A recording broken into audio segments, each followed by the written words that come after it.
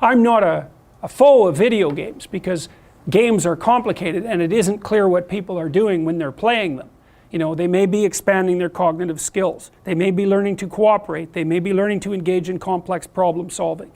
And so, but part of it's also a matter of balance. You know, 50 hours a week, probably not, unless you're going to go pro, right? Because there's other things you need to be attending to. It's not a stable solution for you, your family, your society. It's too one-sided. Yeah, and you can get pulled down rabbit holes of all sorts that are one-sided pursuits of meaning. So, and it's something we're actually going to talk about as the later classes unfold. The question is, how do you stop yourself from falling prey to a pathologized sense of meaning? And I think one of the answers to that is, don't lie.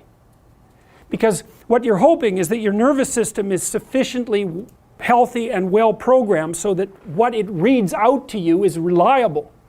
And if you pathologize your psyche by either through sins of omission, let's say, or outright deception, you're going to warp that internal structure and it's not going to read out properly to you. And then your sense of meaning will lead you astray. So like one of the reasons for speaking the truth, I shouldn't say that because you don't know how to speak the truth, but you do know how not to lie. And it's a game you're playing with yourself. You can define the damn lies. No one else has to do that for you. You try not to utter falsehoods because you warp your neurological structure by doing so, and then it will read out pathologically. And then if you rely on it to guide you, it will run you right off a cliff. So that's why there's a moral element to this, is if you're going to rely on your sense of meaning, make sure that you don't pollute the mechanism. See, this is partly why people go to confession, right? Which is like I said, a psychotherapeutic technique. It's like, okay, what stupid, miserable, wretched things did I do this week? Well, that's a good thing to make conscious, right? Because maybe you can not do them the next week. And you think, well, why would you bother? It's like, well, you're in a ship. It's sailing across the stormy seas. If you're hacking holes in it with a pickaxe, you should probably pay attention to that before you sink. So it's a good idea to keep what you're doing that's stupid in mind so that you can stop doing it. And so then you can more and more rely on yourself and your own, you know, your own conscience, let's say, as a guide to proper action. You know, in the Pinocchio story is that the conscience was not an unerring guide for Pinocchio. It had to learn. And so it's also partly pushing yourself into new situations and differentiating yourself so that you get wiser. And so it's courage as well as truth. Those might be the two. There's more. Beauty, courage, truth, you know, the fundamental virtues. Yeah. Why be virtuous? That's the question. It's so that you can bear the suffering of life without becoming corrupt. Right? It's practical. It's practical. There's nothing more practical than that. So, unless you want misery, and people do, you know. It's exciting, misery. You could say that the ultimate sense of meaning is composed of the union of fragmentary senses of meaning, and the fragmentary senses of meaning can be overwhelmingly powerful. Anger, sexual lust, and the sorts of things that you experience when you're playing a video game, which are very carefully calibrated to keep you on the edge of exploration, let's say. The kids who could delay gratification at an early stage were doing quite a bit better later in life. Now, I don't know to what degree that was controlled for IQ, because such things matter. But the point is that, well, the point that you're making, is that you can only delay gratification intelligently, though, if the social structure is stable. Right? Because basically if you delay gratification, you're making a bargain with the potential future. And the bargain is everybody's going to keep acting the same way so that the future is the same as the present. Because otherwise you'll delay gratification and then everything will fall apart and you won't get your cake and you won't get to eat it. And so society has to be quite stable. It has to be stabilized by the contractual relationship between people before delaying gratification is a useful strategy. This is also why you see in chaotic circumstances where the future becomes uncertain, people forego delay of gratification very, very rapidly, and perhaps appropriately so. What happens as you stabilize societies, being conscientious becomes more useful.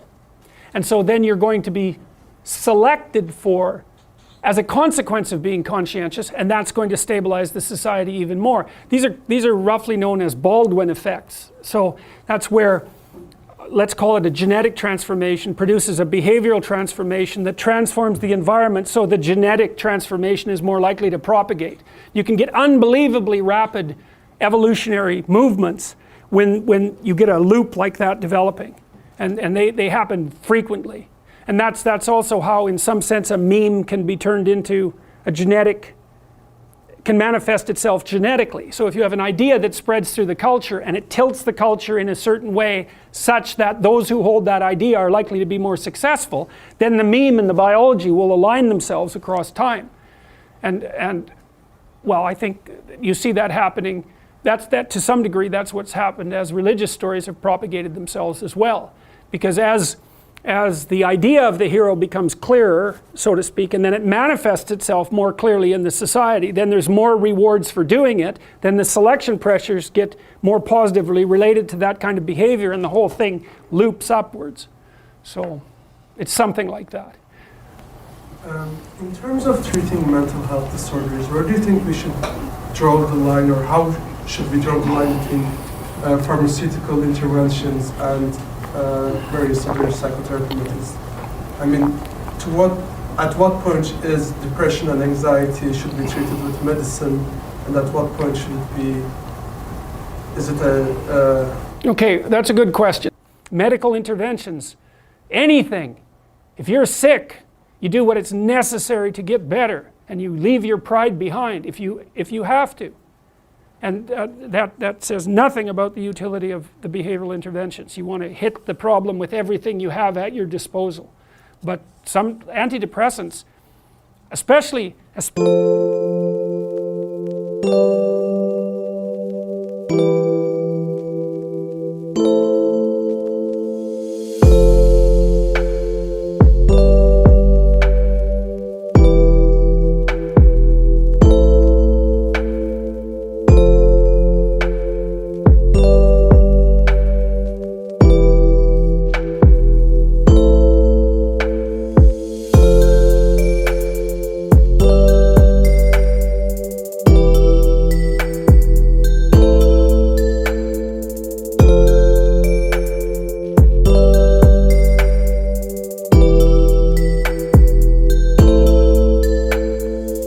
for people whose lives are together and who are depressed, antidepressants can be absolutely miraculous. So, you know, when you hear about the clinical evidence in their favor being iffy, and that's partly because the diagnosis of depression isn't very well formulated. It's very different to have a terrible life than to be depressed. And antidepressants can only help you so much if you have a terrible life. How do you differentiate the utility of behavioral / psychotherapeutic treatments for conditions like depression versus medical treatments? Okay, so the first thing I would say is don't underestimate the utility of medical interventions. Depression is a catastrophe. It carries with it a very high suicide rate, and it also levels people out, and it's really hard on their families. And so, and it's physiologically extraordinarily damaging.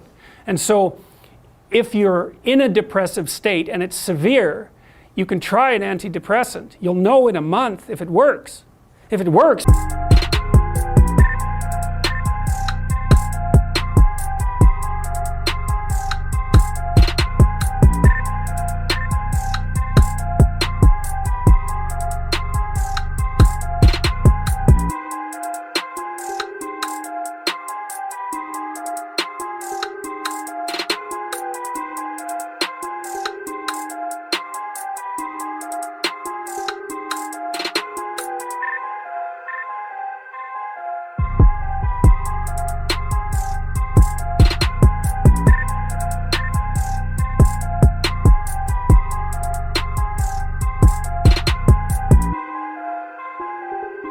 well, maybe it'll help you get your life together. Like we could say, well, maybe you're depressed because your life isn't very well together. Could be. Sometimes people are depressed, their life is just, it isn't fine, because no one's life is fine. Everyone's life is a tragedy. But sometimes people have their lives in order as much as you could expect anyone to have. They have friends, they have an intimate relationship, they have a career that they like, you know, they're qualified, industrious people working hard on what they're doing and really playing a minimum number of games with themselves, and they're terribly depressed. Antidepressant, man, sometimes that will just fix it. And so hooray, like, you're a biological entity. If there's something out there that can help you strengthen yourself so that you can prevail, great. And you know, people, you hear, everyone takes antidepressants, you know, everyone's taking them. It's like, no one takes those bloody things without serious consideration. Half the time I spend with my clients who are depressed is often the 2 years long attempt to get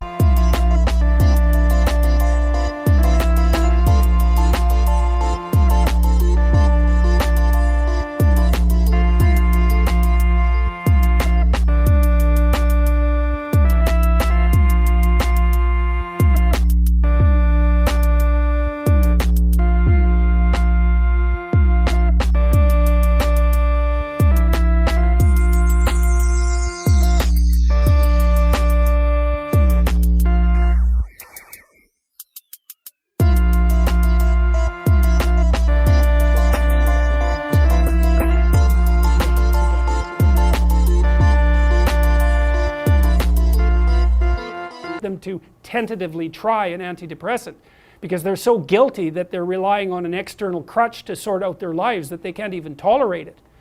But you know, I say, well, look, man, what if you had diabetes? You're not going to take your insulin? It's like you got stressed, you blew out at your weakest point. That's what happens when you get stressed. If there's something out there that might help you, it's like, try it, for God's sake. You'll know in a month, and you just stop if it doesn't work. Now, having said that, you want to do a multidimensional analysis. It's like, well, do you have any friends? Do you have an intimate relationship, or are you pursuing one? Do you have a reasonable career? Are you as educated as you are intelligent? Do you have something useful to do with your time outside of work? Do you have a drug or alcohol problem? Are there other behavioral issues like sleep dysregulation and lack of eating that are contributing to the pathology? You want to differentiate all of that, and wherever you can make a behavioral intervention, so much the better. But sometimes too, you're dealing with people whose lives are so wrecked that they don't even know where to start.